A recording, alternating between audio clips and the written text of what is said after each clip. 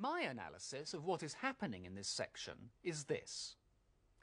First of all, we have a register transfer of the C natural down an octave, just as at the beginning.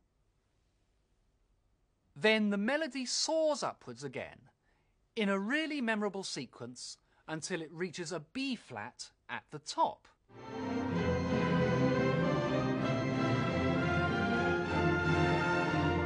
So I'm going to identify this as the beginning of the structural descent of the movement, with a C at the beginning in the upper voice, moving to the B flat at the end.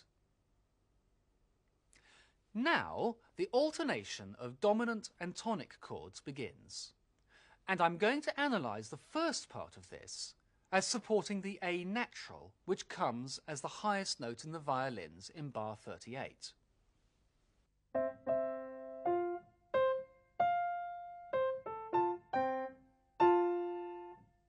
Then I analyse the next bars as supporting the G natural at the top of the dominant harmony.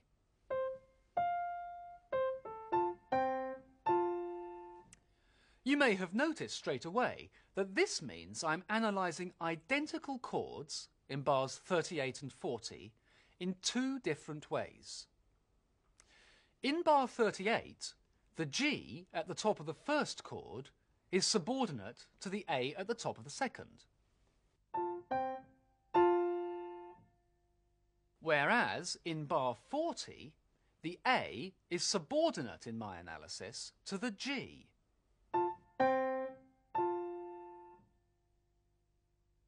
Now, of course, I don't expect a conductor to introduce new stress marks into these bars to emphasise them in the way that I've just played them at the keyboard. But I think Beethoven himself has done something like this, in the way that the orchestration contrasts between these two bars. In the first, bar 38, the woodwinds sustain a tonic harmony, which includes the A. And in the second, the woodwinds sustain a dominant chord, which includes the G.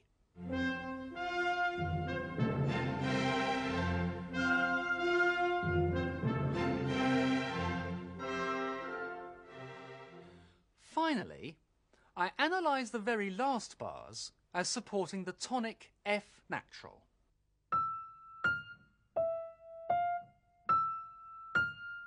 And then I analyse them as prolonging this to the end of the minuet.